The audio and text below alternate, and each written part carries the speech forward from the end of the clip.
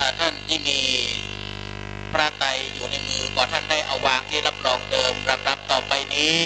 พระสงฆ์จะได้อุปโลกผ้ากฐิน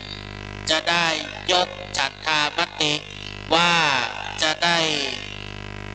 มีมติอนุญาตให้พระภิกษุรูปหนึ่งที่จำพรรษาครบ3 เดือนแห่งอาวาสนี้เป็นผู้ของพระกฐินและประกอบพิธีการกฐินเป็นลำดับต่อไปจากนั้นเราถึงจะเชิญพระไตรทั้งหมดได้ประเคนแด่พระภิกษุรูปนั้น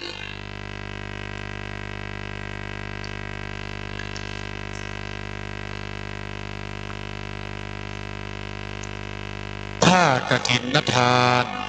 กับทั้งผ้าอานิสังสะบริวารทั้งปวงนี้เป็นของแม่นายนัทนิชานนพงศภักดิ์คุณภูลทวีพันจินดานนท์เฮียจอร์จคุณสุรีศรีแสงสุวรรณผู้อำนวยการสารนิเทศจังหวัดเชียงรายคุณสุกัญญาวงใหญ่ผู้อำนวยการส่วนประสานพื้นที่สำนักงานป้องกันและปราบปรามยาเสพติดภาค 5พ่อนายกลักษณ์บุญชระนายกเทศมนตรีเทศบาลตำบลสันผีเสื้อคุณแลนุพอเพียงคุณแม่ภูมิรินทร์ทองศรีคุณแม่ลำไยสำเนียงล้ำร้านสานิตซีเมนต์บล็อกโดยพ่อสานิตแม่สีออนเข็มขาวคุณโจเซฟอุดมผลคุณสิริรัตน์ช่ำชองคุณอำพันธ์คุณอำไพขะปูคำคุณธนพัฒน์จุราธารารักษ์คณะญาติธรรมพ่อหลวงสว่างธาตุอินจันทร์คณะศรัทธาบ้านจัดสรรเดอะโฟคณะศรัทธาพี่น้องไตคณะศรัทธาบ้านท่าหมู่ที่3คณะศรัทธาบ้านลองอ้อหมู่ที่4คณะศรัทธาบ้านหัวโกหมู่ที่5และสาธุชนทุกท่านผู้ประกอบด้วยศรัทธาอุตสาหะพร้อมเพรียงกันนำมาถวายแด่พระภิกษุสงฆ์ผู้อยู่จำพรรษาท่วนไตรมาสในอาวาสนี้ก็แลผ้ากฐินทานนี้เป็นของบริสุทธิ์ดุจเลื่อนลอยมาโดยนภาอากาศแล้วแลตกลงในที่ประชุมสงฆ์จะได้จำเพาะเจาะจงลงว่าเป็นของภิกษุรูปใดรูปหนึ่งก็หามิได้มีพระบรมพุทธานุญาตไว้ว่าให้พระสงฆ์ทั้งปวงยอมอนุญาตให้แก่ภิกษุรูปหนึ่งเพื่อจะกระทำซึ่งกฐินนัฏฐารกิจตามพระบรมพุทธานุญาตและมีคำพระอัฏฐกถาจารย์ผู้รู้พระบรมพุทธาธิบายสังวรณาไว้ว่าภิกษุรูปใด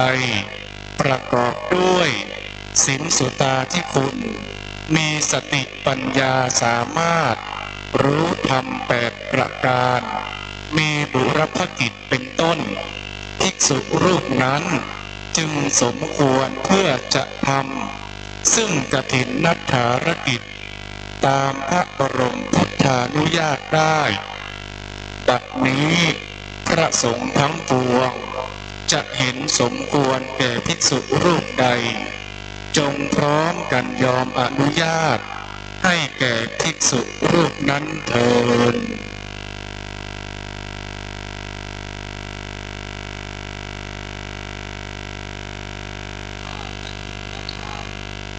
กับทั้งผ้าอานิสังสาบริวารทั้งปวงนี้ข้าพระเจ้าพิจารณาเห็นสมควรแก่พระชาญชัยกันตะวีโลเจ้าอาวาสวัดร้องอ้อเป็นผู้มีสติปัญญาสามารถเพื่อกระท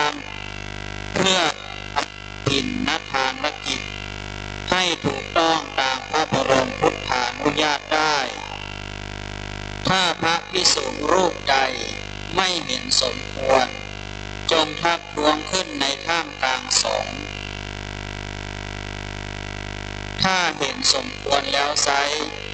จงให้สันทสัญญาสาธุการขึ้นให้พร้อมกันเถิดสาธุ